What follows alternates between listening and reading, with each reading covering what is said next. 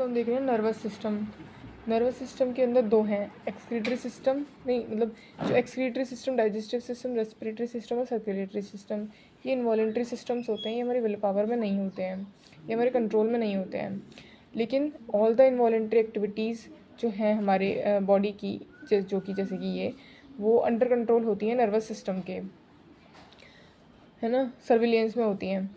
तो nervous system है जिसके अंदर क्या है, न्यूरॉन्स हैं। न्यूरॉन्स से इलेक्ट्रिकल इम्पल्स बहते हैं और उससे न्यूरल कंट्रोल एंड कोऑर्डिनेशन हमारा बनता है। तो जो न्यूरॉन्स होती हैं वो बिल्कुल पिन पॉइंट पे काम करती हैं, इम्पल्स फैलते नहीं हैं एकदम से, वो सिर्फ एक पॉइंट से दूसरे पॉइंट तक जाते हैं, जैसे कि एक गन शॉट काम करता है, सिर्फ टारगेट पे काम करते हैं मतलब। लेकिन हमारे टिश्यूज़ तो होते हैं, उसके अंदर बहुत सारी सेल्स होती हैं, तो न्यूरॉन हर सेल तक तो नहीं पहुंच सकती, तो neurons do not innervate all cells of the body. तो अब नर्वस सिस्टम मदद लेगा एंडोक्राइन सिस्टम से, और न्यूरॉन्स नर्वस सिस्टम के एंडोक्राइन हार्मोन्स रिलीज़ करेंगी, ठीक है। और एंडोक्राइन सिस्टम्स जो है उससे हार्मोन्स निकलेंगे और वो सारी सेल्स तक पहुंच जाएंगे थ्रू ब्लड। तो ओके, सो हमारी जो न्यूरॉन्स होती हैं वो एक पॉइंट से दूसरे पॉइंट तक मैसेज ले जाती हैं, एक पॉइंट से दूसरे पॉइंट तक ही काम करती हैं, इसीलिए ये हेल्प लेती हैं एंडोक्राइन सिस्टम से। ब्लड में जाते हैं हार्मोन, यानी कि न्यूरॉन से हार्मोन निकलते हैं या फिर ग्लैंड से हार्मोन निकलते हैं, वो जाते हैं ब्लड में, और ब्लड में कोई भी जो चीज़ है वो अगर निकल जाए तो एक एक सेल तक पहुंच जाती है, ठीक है। नर्वस सिस्टम में अब हमने देखा कि न्यूरॉन्स होती हैं और न्यूरॉन से इलेक्ट्रिकल इम्पल्स जाते हैं, और इलेक्ट्रिकल इम्पल्स से ही फिर पूरी बॉडी का न्यूरल कंट्रोल एंड कोऑर्डिनेशन होता है।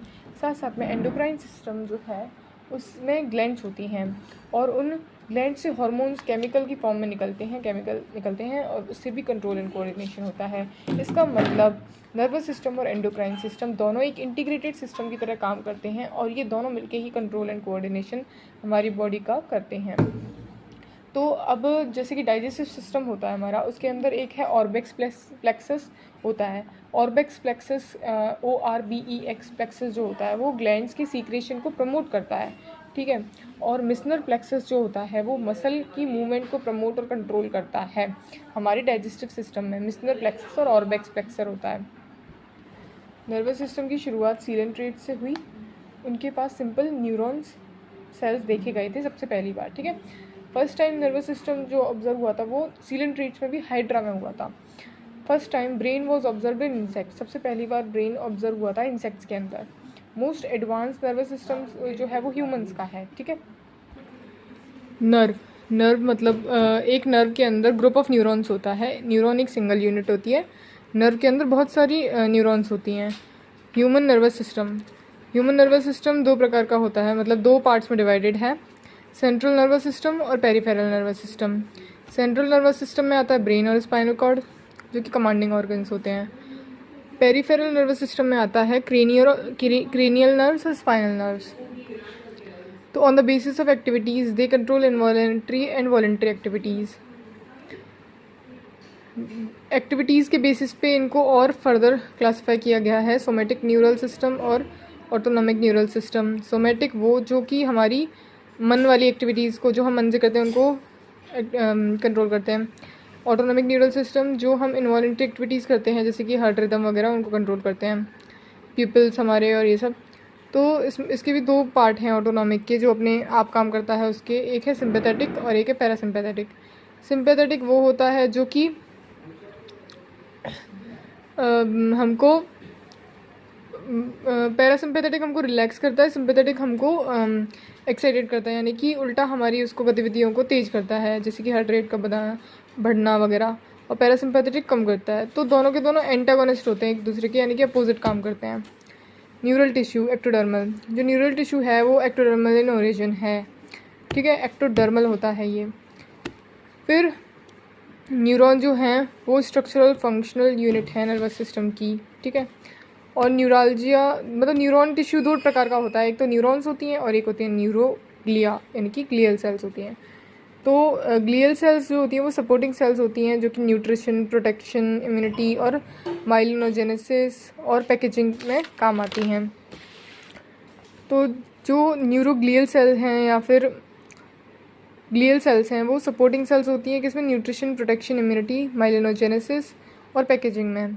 न्यूरॉन जो होती है वो स्ट्रक्चर और फंक्शनल यूनिट होती है नर्वस सिस्टम की, ये मेन जो नर्वस सिस्टम काम कर रहा है वो इनकी वजह से कर रहा है। It can detect, generate, transmit the impulse, ये डिटेक्ट कर सकती है, जनरेट कर सकती है और ट्रांसमिट करती है इम्पल्स को। पर हाँ, इनको पाल तो यही रही हैं, ग्लियल सेल्स इनको पाल रही हैं एक तरीके से। न्यूरॉन में सेंट्रियोल होता नहीं है तो न्यूरॉन डिवाइड नहीं कर सकते हैं, पर न्यूरोग्लिया सेल्स जो होती हैं वो डिवाइड करती हैं। इस वजह से जब भी ब्रेन ट्यूमर होता है तो वो न्यूरॉन्स के में नहीं होता है, वो न्यूरोग्लियल सेल्स में बनता है। ब्रेन ट्यूमर को इसीलिए ग्लायोमा बोलते हैं, glioma, oma means tumour, glial cells tumour. Structure of neuron, all the cells organelles except centriole are present in cyton cell body. जितनी भी सेल्स होती हैं, सेल ऑर्गेनल्स होते हैं, all the cells organelles except centriole are present in cyton cell body, ठीक है, of neuron. तो दो चीज़ें हैं सेल बॉडी में जो न्यूरॉन सेल को बाकी सेल से अलग बनाती हैं, और वो हैं निसल ग्रेन्यूल और एक है न्यूरोफाइब्रिल्स, ठीक है। तो ये दो चीज़ें एक्स्ट्रा हैं। Okay, so we have a axon here. Okay, so यहाँ पे हम देख रहे हैं कि यहाँ पे एक न्यूक्लियस है, मतलब ये डायग्राम है, तो इसके अंदर न्यूक्लियस है ना, डेंड्राइट है, ये स्ट्रक्चर जो है ये डेंड्रॉन है, ये डेंड्रॉन्स, डेंड्राइट, नीसल ग्रेन्यूल्स, साइटोन, जो साइटोन होता है मतलब सेल बॉडी, जिसको ये सेल बॉडी है, साइटोन है, इसके अंदर निसल ग्रेन्यूल्स होते हैं और न्यूरोफाइब्रिल्स होते हैं, ये दोनों ही अलग बनाते हैं इसको और दूसरे सेल्स से। और इसके अंदर डेंड्रॉन होती है, डेंड्राइट्स होती हैं, ये हिस्सा जो है पूरा यहाँ तक ये एक्सोन है, ये साइटोन सेल बॉडी है, ठीक है। और फिर ये जो एक ट्रायंगुलर शेप है ये एक्सोन हिलॉक है या फिर ट्रिगर जोन है, ये माइलिन शीथ है जिसको मेड्यूला भी बोलते हैं, है ना, इसके आसपास एक्सोन के अराउंड। फिर जो यहाँ पे न्यूरीलेमा इसको कवर करती है माइलिन शीथ को, और माइलिन शीथ और न्यूरीलेमा के बीच में होती है नहीं, न्यूरीलेमा उसको बोलते हैं, या फिर और सचवान सेल्स होती हैं, sheath of Schwann cells is known as neurilemma, उसी को न्यूरीलेमा बोलते हैं, सचवान सेल से बनी होती है न्यूरीलेमा, है ना। यहाँ पे टीलोडेंड्रिया होते हैं, ये टीलोडेंड्रिया हैं, ठीक है। और टीलोडेंड्रियाज में सिनेप्टिक नॉब होती हैं और उन सिनेप्टिक नॉब के अंदर सिनेप्टिक वेसिकल्स होते हैं, है ना। तो सेंट्रियोल एब्सेंट होता है एडल्ट के अंदर, यहाँ पे तो सेंट्रियोल नहीं होंगे क्योंकि यहाँ पे सेंट्रियोल जब वो बन रही होती है सेल तभी होते हैं शुरुआत में, अभी बन चुकी है पूरी एडल्ट सेल है तो इसमें सेंट्रियोल एब्सेंट होते हैं, ठीक है। तो यहाँ पे नोड्स ऑफ रेनवेयर भी होते हैं बीच बीच में, जो यहाँ पे जहाँ पे माइलिन शीथ ख़त्म हो जाती है वहाँ पे नोड्स ऑफ रेनवेयर होते हैं। और ओके, सो इसके अंदर सेंट्रियोल एब्सेंट होते हैं एडल्ट्स के अंदर, सेंट्रियोल सिर्फ प्रेजेंट होते हैं एट एम्ब्रियोनिक डेवलपमेंट। इसके बाद में after that for some years after born, after that centriole disappears after maturation of cells. So centrioles only present at embryonic development, and after development or being born, centriole disappears at the maturation of neuron cells or okay, so we have synaptic vesicles. सो जो टीलोडेंड्रियाज के and में जो synaptic knob होती है इसके अंदर जो synaptic vesicles होते हैं वो सिंथेसाइज किए जाते हैं बाय एसिटाइल कोलिन ट्रांसफरेज के द्वारा। एक एंजाइम होता है एसिटाइल कोलिन ट्रांसफरेज जो कि फिल कर देता है इन सिनेप्टिक वेसिकल्स को एसिटाइल कोलिन न्यूरोट्रांसमीटर से। ओके, सो जो ये हमारी न्यूरॉन सेल्स होती हैं इनके अंदर न्यूक्लियस भी प्रेजेंट होता है, न्यूरोफाइब्रिल्स प्रेजेंट होती हैं, नीसल ग्रेन्यूल्स प्रेजेंट होते हैं और डेंड्रॉन और डेंड्राइट्स प्रेजेंट होते हैं। Okay, so we have neurofibrils. Neurofibrils क्या होती हैं? थिन थ्रेड लाइक फिलामेंट्स होती हैं, जैसा कि हमने देखा इधर ये जो थिन थ्रेड लाइक स्ट्रक्चर थी ये न्यूरोफाइब्रिल्स थी। ये जो न्यूरोफाइब्रिल्स हैं ये थ्रेड लाइक फिलामेंट्स होते हैं जो करंट का कंडक्शन करते हैं, इलेक्ट्रिकल इम्पल्स का कंडक्शन करते हैं। और neurofibrils are only found in neuron, this is speciality of neuron, ये उसी में मिलते हैं, निसल ग्रेन्यूल और न्यूरोफाइब्रिल्स। सो निसल ग्रेन्यूल्स, ये निसल साइंटिस्ट ने डिस्कवर किया था इसको, तो इस वजह से इसका नाम निसल ग्रेन्यूल पड़ गया।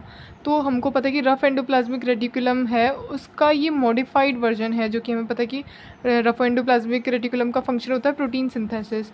लेकिन यहाँ पे जो हमारी न्यूरॉन सेल्स होती है उसमें रफ एंडोप्लाज्मिक रेटिकुलम मॉडिफाई हो जाता है और वो प्रोटीन सिंथेसिस करने की जगह वो निसल ग्रेन्यूल्स बन जाता है। और जो हर एक निसल ग्रेन्यूल होता है वो एक एंडोप्लाज्मिक रेटिकुलम प्लस राइबोसोम से बना होता है, यानी कि rough endoplasmic smooth endoplasmic reticulum plus ribosome, तो क्या हो गया रफ एंडोप्लाज्मिक रेटिकुलम।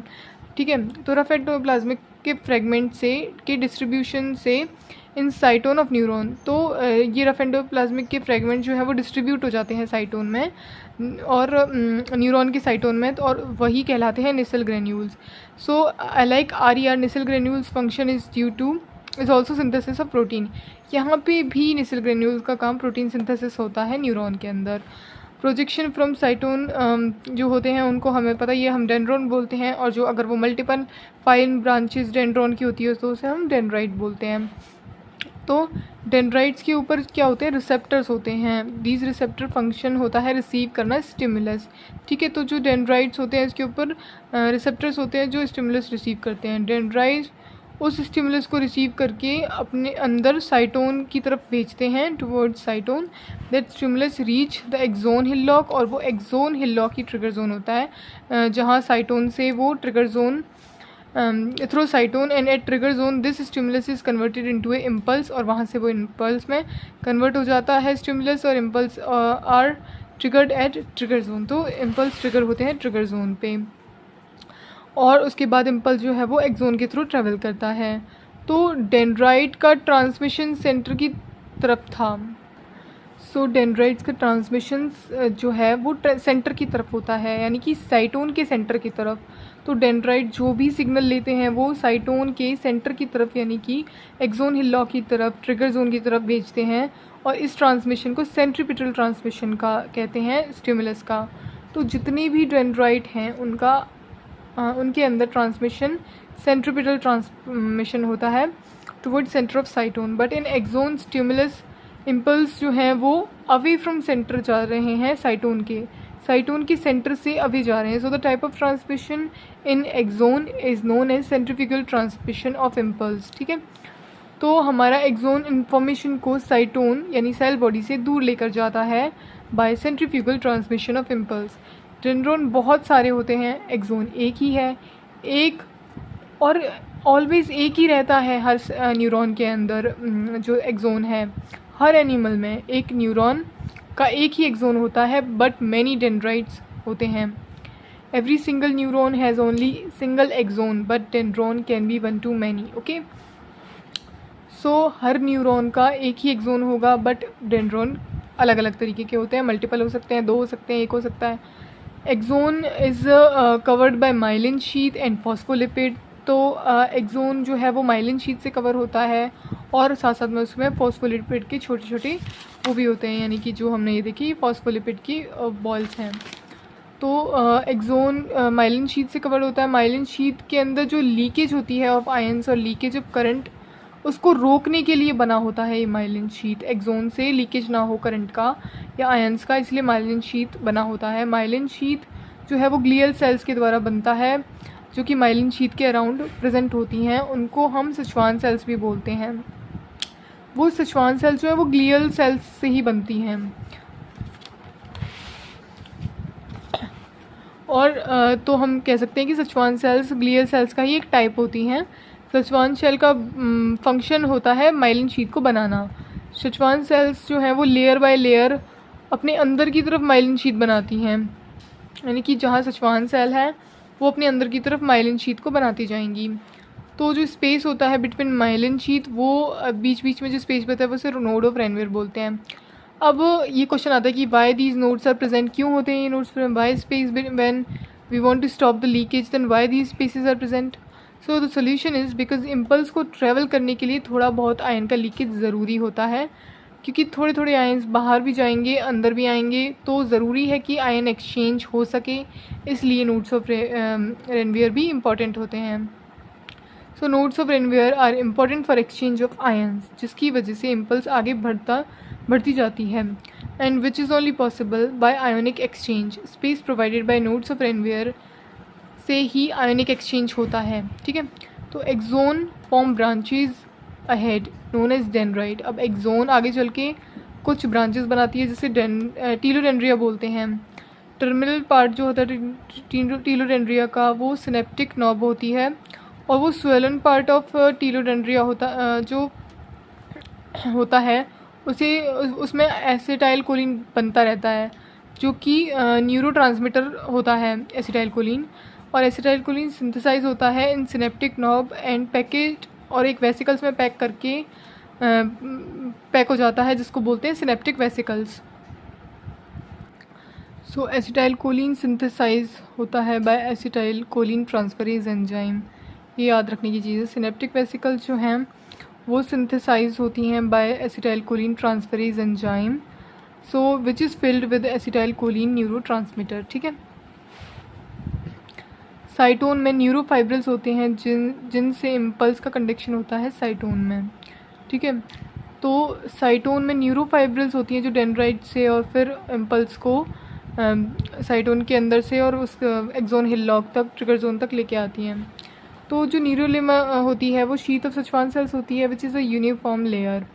तो सिनेप्टिक नॉब में बहुत सारे माइटोकॉन्ड्रिया होते हैं जो एंजाइम्स की हेल्प से कौन से enzyme, acetyl choline transferase enzyme की हेल्प से एसिटाइल कोलिन को सिंथेसाइज करते हैं। एसिटाइल कोलिन एक न्यूरोट्रांसमीटर होता है, एक न्यूरॉन से दूसरे न्यूरॉन में स्टिमुलस भेजने में इस्तेमाल होता है ये chemical. Acetyl choline transferase enzyme है, ये हमें माइटोकॉन्ड्रिया से मिलता है। तो टर्मिनल एंड जो होता है एक्सोन का, उसमें बहुत सारे माइटोकॉन्ड्रिया कंसनट्रेटेड होते हैं, एंड माइटोकॉन्ड्रिया से एक एंजाइम मिल रहा है हमें एसिटाइल कोलिन ट्रांसफरेज, एंड वो एसिटाइल कोलिन बना रहा है, ठीक है।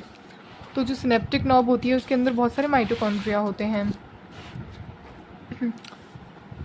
फिर माइलोनोजेनेसिस क्या होता है? अब माइलिन शीथ का फॉर्मेशन को माइलोनोजेनेसिस बोलते हैं। अब सीएनएस के अंदर माइलिन शीथ फॉर्म होती है ओलिगोडेंड्रोसाइट से, जो कि एक ऑक्टोपस लाइक स्ट्रक्चर होती है, सेल्स होती हैं, वैसी सेल्स होती हैं जिससे माइलिन शीथ बनती है।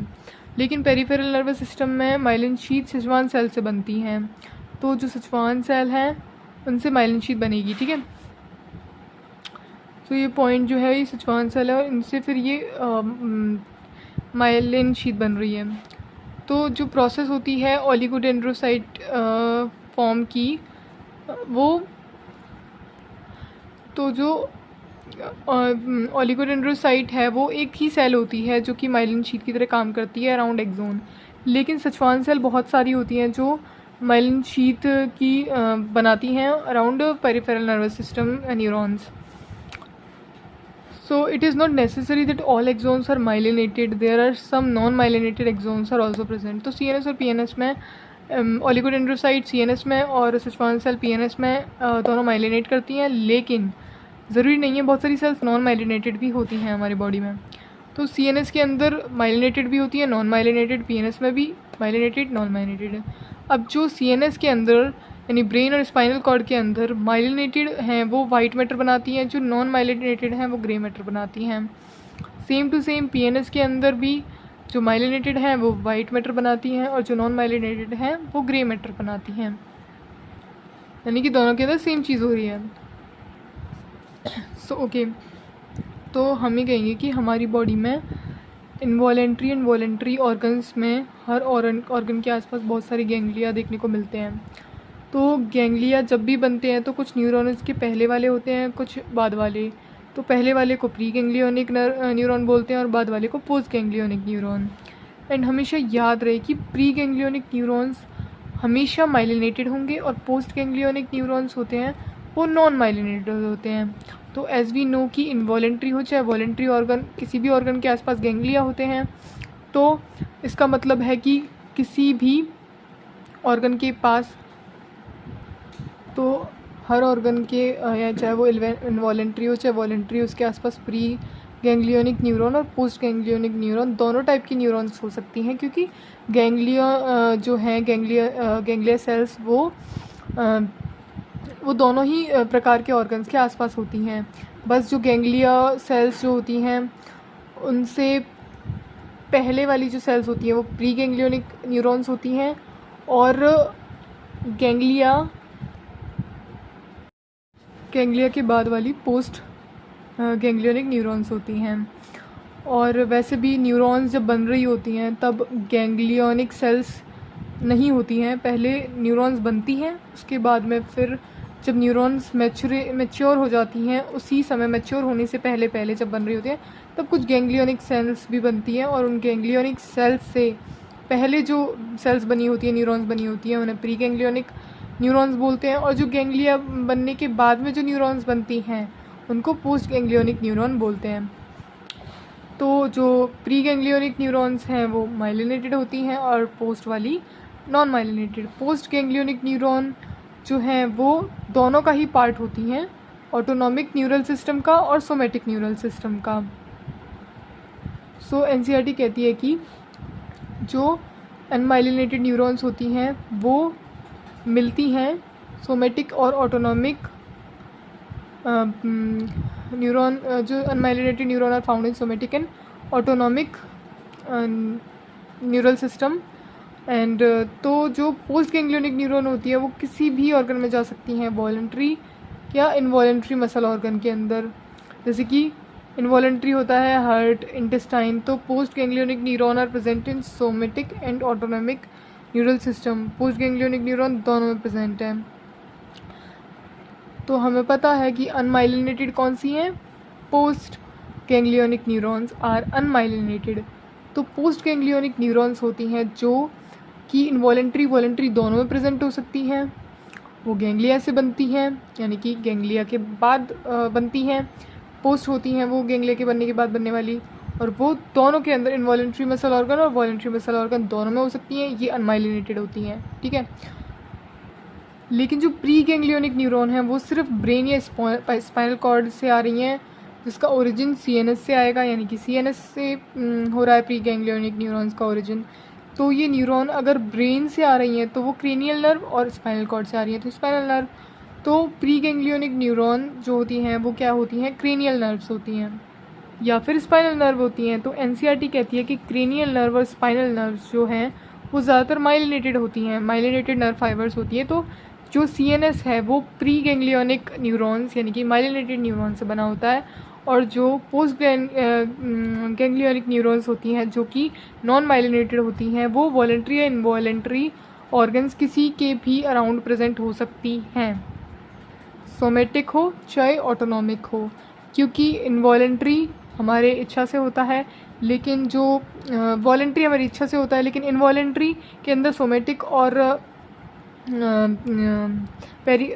पैरासिम्पैथेटिक दोनों होते हैं, तो उसके अंदर नॉन माइलिनेटेड न्यूरॉन्स होती हैं, ठीक है।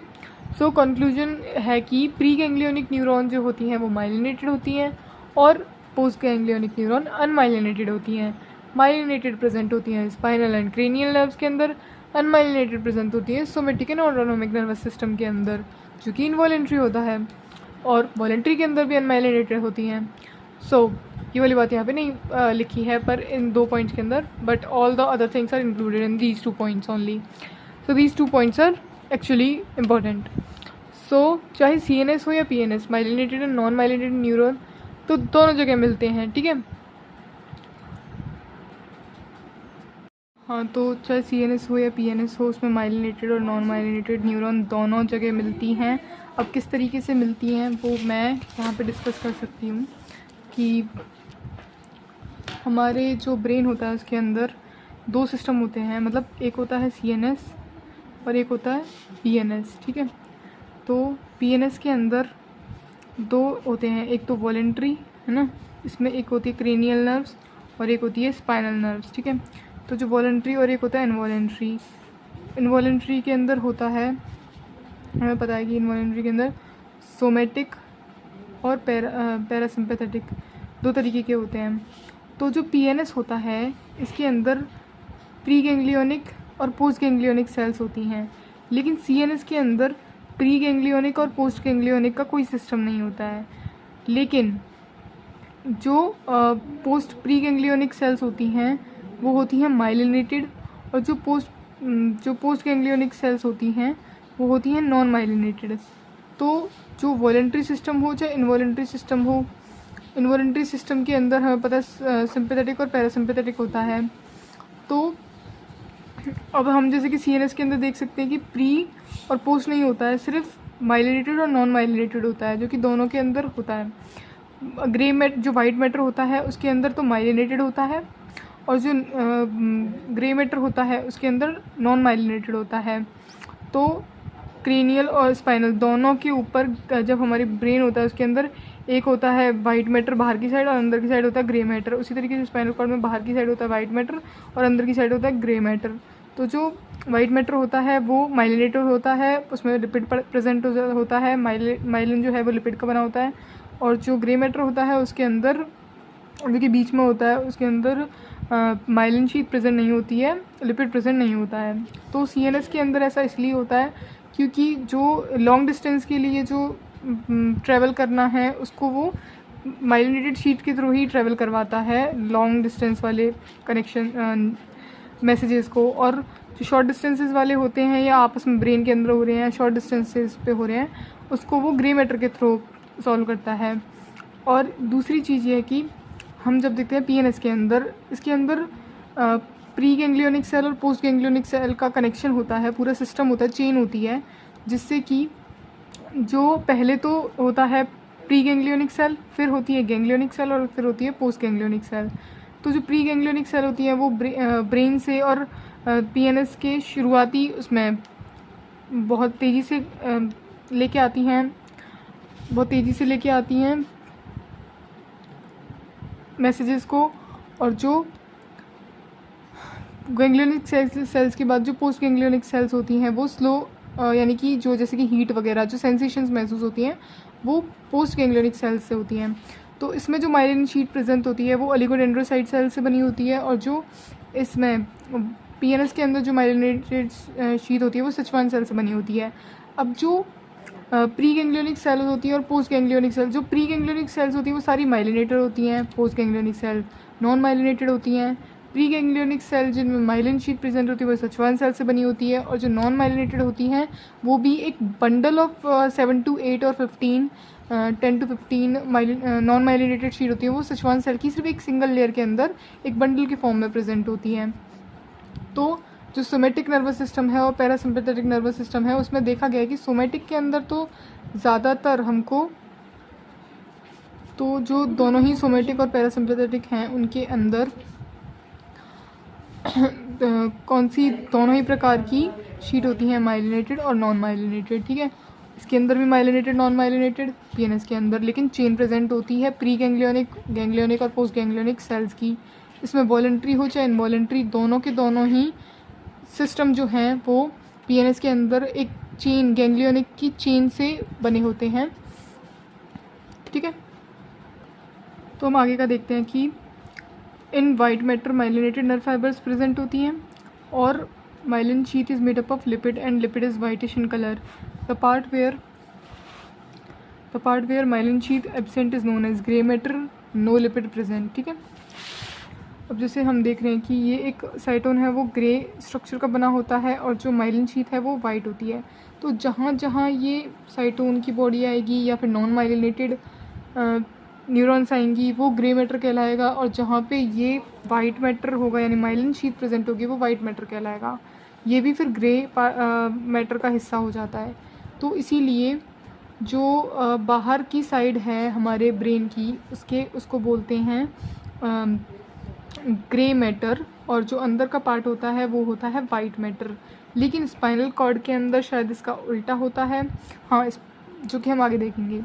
तो चाहे न्यूरॉन माइलिनेटेड हो या अनमाइलिनेटेड, साइटोन हमेशा ग्रे पार्ट में ही रहता है, ग्रे मैटर में ही रहता है। तो NCERT के अंदर भी ये दिया हुआ है कि आउटर पेरिफेरल पार्ट, जो आउटर पेरिफेरल पार्ट है सेरिब्रम का, वो made up of grey matter and it is called cerebral cortex. ये होता है सेरिब्रल कॉर्टेक्स। ठीक है, वो ग्रे मैटर का means outer part of brain is grey. Myelinated neurons का cyton form grey part and axon form white part में होता है। और जैसे कि पहला ये है, इसके अंदर हम देखें कि ग्रे मैटर और वाइट मैटर बाहर की साइड और अंदर की साइड वाइट मैटर किस में होता है, सेरिब्रम यानी कि ब्रेन के अंदर, सेरिब्लम ब्रेन के अंदर, और डाइएन्सेफेलॉन ये भी ब्रेन के अंदर होता है। तो CCD इसके एग्जाम्पल हो गए, ये हमें याद करनी चाहिए कि ग्रे मैटर बाहर और वाइट मैटर अंदर किस में होता है। फिर यहाँ पे देखा गया कि ग्रे मैटर अंदर और वाइट मैटर बाहर किस में होता है, पॉन्स में, जो कि ब्रेन के अंदर ही होता है, स्पाइनल कॉर्ड और मेड्यूला ऑब्लिंगेटा और मिड ब्रेन के अंदर, यानी कि ये भी हमारे ब्रेन के अंदर होता है। ठीक है, ऐसी स्ट्रक्चर्स भी प्रेजेंट होती हैं जहाँ पे grey matter inside and white matter outside है। तो इसका जो शॉर्ट कट है वो PSM हो गया, pons, spinal cord, mid brain and medulla. ठीक है, मेड्यूला ऑब्लिंगेटा। अब हम देख रहे हैं कि इस तरीके से जो कट सेक्शन जो है स्पाइनल कॉर्ड का वो कुछ इस तरीके का आता है। जो ग्रे मैटर है वो बीच में है, वाइट मैटर यहाँ, यहाँ, यहाँ और यहाँ है। ठीक है, तो टर्मिनोलॉजी, जो कलेक्शन होता है साइटोन का वो CNS में तो बोलते हैं न्यूक्लिया और PNS में बोलते हैं गैंग्लिया। ठीक है, यही अंतर आ गया दोनों के अंदर। वहीं CNS में जो नॉन माइलिनेटेड शीट थी उनके बीच में न्यूक्लिया भी प्रेजेंट थे, तो साइटोन प्रेजेंट थे वहाँ पे भी। Sorry this part cut it, but इतना याद रखो कि कलेक्शन ऑफ साइटोन जो है इन CNS उसे न्यूक्लिया बोलते हैं और साइटोन का कलेक्शन PNS में गैंग्लिया कहा जाता है। So collection of cyton in CNS brain और स्पाइनल कॉर्ड में वो न्यूक्लिया होता है, और if this collection of cyton is present in PNS spinal nerves and cranial nerves then it is known as ganglia. So we are going to see हमारे brain में बहुत सारी न्यूक्लियाएँ हैं एंड सभी न्यूक्लिया किसी न किसी फंक्शन को परफॉर्म कर रहे हैं। ठीक है, हमारे ब्रेन के अंदर। तो हाइपोथैलेमस में एक न्यूक्लिया है जो थर्स्ट को रेगुलेट करता है, एक न्यूक्लिया है जो एपेटाइट को रेगुलेट करता है, एक न्यूक्लिया है जो हमारे इमोशंस से रिलेटेड है, और एक न्यूक्लिया है जो बिहेवियर से रिलेटेड है। ऐसे बहुत सारी न्यूक्लिया हैं ब्रेन में। सेरिब्रम में भी राइटिंग, थिंकिंग और स्पीच के अलग अलग न्यूक्लियाएँ हैं। इंटेलिजेंस का अलग अलग न्यूक्लिया है। मेमोरी किसी न्यूक्लिया में सेव हो रही है, एट्सेट्रा एट्सेट्रा, मतलब मेमोरी किसी न्यूक्लिया के अंदर सेव हो रही है। Cluster of cyton inside the brain and spinal cord is known as nuclei है। जो साइटोन का क्लस्टर होता है ब्रेन और स्पाइनल कॉर्ड में उसी को न्यूक्लिया बोलते हैं, और PNS में गैंग्लिया बोलते हैं। तो cluster of cyton inside the brain and spinal cord around the organs is known as ganglia. तो जो outside the brain and spinal cord यानी कि PNS में वो मतलब अराउंड ऑर्गन्स के होता है जो उसको बोलते हैं गैंग्लिया। जैसे कि हार्ट के पास, इंटेस्टाइन के पास न्यूक्लिया होते हैं जो उस ऑर्गन की एक्टिविटीज़ को रेगुलेट करते हैं वहाँ पर। ठीक है, सो कलेक्शन ऑफ न्यूरॉन्स और axons in CNS, collection of neuron is known as tract and in PNS it is known as nerve. Example, olfactory tract nose से इंफॉर्मेशन ले जाती है ये न्यूरॉन ब्रेन तक। ऑल्फैक्टरी नर्व जो nerve से बाहर वो ऑल्फैक्टरी नर्व। ठीक है, जो न्यूरॉन्स एंड एक्सोन्स ब्रेन के अंदर को ऑल्फैक्टरी ट्रैक्ट। इस पूरे एग्जाम्पल का मतलब है कि जो ऑल्फैक्टरी ट्रैक्ट है वो ब्रेन के अंदर है, जो भी नर्व्स ऑल्फैक्टरी ट्रैक्ट के अंदर आती हैं वो ब्रेन के अंदर हैं, उनको ऑल्फैक्टरी ट्रैक्ट बोलेंगे। और जो भी न्यूरॉन्स और एक्सोन्स ब्रेन के अंदर आती हैं वो ऑल्फैक्टरी ट्रैक्ट हो गई, और जो ब्रेन के बाहर आती है वो होती है ऑल्फैक्टरी नर्व। जो ब्रेन से बाहर वो ऑल्फैक्टरी नर्व, और जो न्यूरॉन्स और एक्सोन्स ब्रेन के अंदर वो ऑल्फैक्टरी ट्रैक्ट। तो फिर on the basis of cell process neurites, one है apolar, no dendrite, no dendron, no axon, no cell process. यानी कि सेल प्रोसेसेस यानी कि सेल से कितनी चीज़ें निकल रही हैं उसके बेसिस पे न्यूराइट्स, सेल प्रोसेस या फिर न्यूराइट्स के बेसिस पे टाइप्स ऑफ न्यूरॉन। सबसे पहले एपोलर, जिसमें कुछ भी नहीं है, नो कोई डेंड्रोन नहीं है, कोई एक्सॉन नहीं है, किसी भी प्रकार का कैसा भी सेल प्रोसेस नहीं है। हाइड्रा और amacrine cell of retina, amacrine cell of retina और हाइड्रा के अंदर एपोलर सेल्स होती हैं, एपोलर न्यूरॉन सेल्स होती हैं। सो फिर दूसरा है यूनिपोलर, और तीसरा होगा बाइपोलर, चौथा होगा मल्टीपोलर, और पांचवा होगा स्यूडो यूनिपोलर। सो दूसरा यूनिपोलर के अंदर कोई डेंड्रॉन तो नहीं होगा पर एक एक्सोन है, तो उसको यूनिपोलर बोल रहे हैं।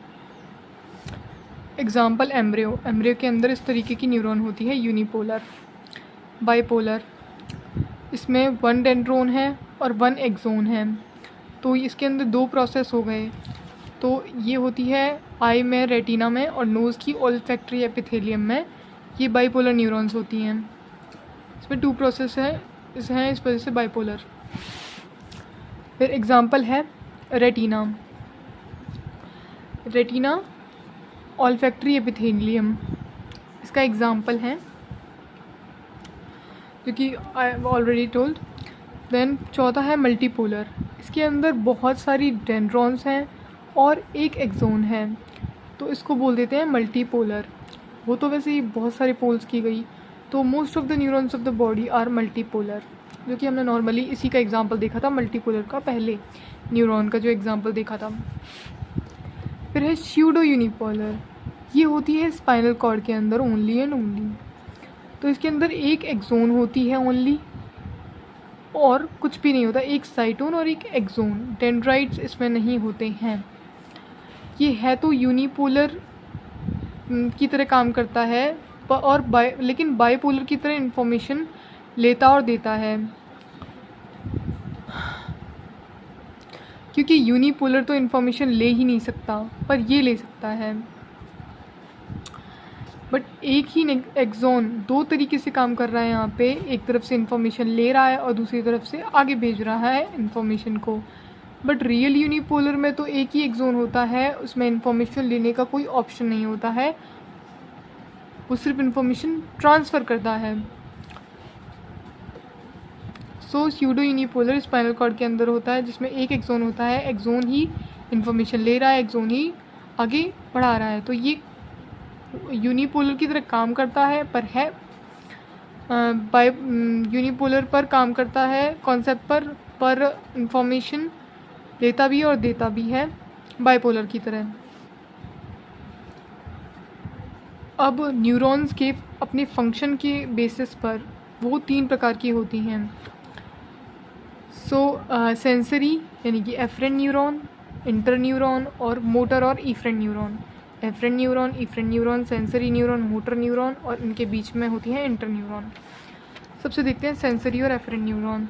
ऐसे न्यूरॉन जो सेंसेशन को कैरी करते हैं, किसी भी तरह की सेंसेशन को जो न्यूरॉन ब्रेन तक लेकर जाता है, वो है सेंसरी न्यूरॉन। ये ब्रेन की तरफ जाते हैं फ्रॉम ऑर्गन टू CNS, ठीक है, सेंसेशन महसूस करवाते हैं ये। और जो मोटर न्यूरॉन होते हैं, ये हमेशा किसी न किसी मसल या ग्लैंड पर एक्ट करते हैं, या तो मसल में कॉन्ट्रैक्शन कराएंगे या फिर ग्लैंड से सीक्रेशन करवाएंगे। ये ब्रेन से बाहर निकलते हैं PNS की तरफ, ब्रेन CNS से ऑर्गन्स की तरफ जाते हैं। फिर आते हैं इंटरन्यूरॉन। ये सेंसरी से इंफॉर्मेशन लेते हैं और मोटर को देते हैं। Processing of information occur in these. अब इस यहाँ पे प्रोसेसिंग होती है इंटरन्यूरॉन्स के अंदर। तो यहाँ पे ये बनाता है एसोसिएशन एरिया। NCERT के अंदर दिया हुआ है कि there is a large space inside our brain which is neither sensory nor motor, it is called association area. इन एरियाज़ में स्पेस में इंटरन्यूरॉन प्रेजेंट हैं, और यही एसोसिएशन एरिया के स्पेस में इंटरन्यूरॉन्स काम करती हैं। फिर हम डिस्कस करेंगे इंटरन्यूरॉन को। हमारी मेमोरी बैंक है इंटरन्यूरॉन, यहाँ पर मेमोरी सेव होती है हमारी। कम्युनिकेशन भी इसी की मदद से होता है। अगर इंटरन्यूरॉन नहीं होंगे तो हम सुन के फिर रिस्पॉन्ड नहीं कर सकते। तो कम्युनिकेशन इंटरन्यूरॉन की ही प्रोसेस है, और कम्युनिकेशन यही करवाती हैं। अब जो तीसरा पॉइंट है वो है इंटरसेंसरी एसोसिएशन, जो कि इंटरन्यूरॉन का ही काम होता है। तो इंटरसेंसरी एसोसिएशन का मतलब होता है मल्टीपल सेंसेशन की इन्फॉर्मेशन को आपस में एसोशिएट कर पाना। उससे हम बेटर कंप्रहेंड कर पाते हैं, बेटर अंडरस्टैंड कर पाते हैं। मान लो हम सिर्फ सुन रहे हैं, देख नहीं रहे हैं किसी चीज़ को, तो लगेगा कि थोड़ा कुछ अधूरा है। देख लेते हैं और अच्छे से समझ आ जाएगा। अगर हम देख भी लें और सुन भी लें तो और अच्छे समझ में आता है। इंटरन्यूरॉन का मेन फंक्शन जो होता है वो क्या होता है, हम 3 पॉइंट्स में समझ चुके हैं। एक तो मेमोरी, दूसरा कम्युनिकेशन, तीसरा इंटरसेंसरी एसोसिएशन। जो उसका मेन फंक्शन होता है वो है इंटरसेंसरी एसोसिएशन। अब आता है न्यूरोट्रांसमीटर। ये ऐसे केमिकल्स होते हैं जो कि सीक्रेटेड या रिलीज़ किए जाते हैं by neurons and helps in transmission of impulse के ट्रांसमिशन को करवाते हैं।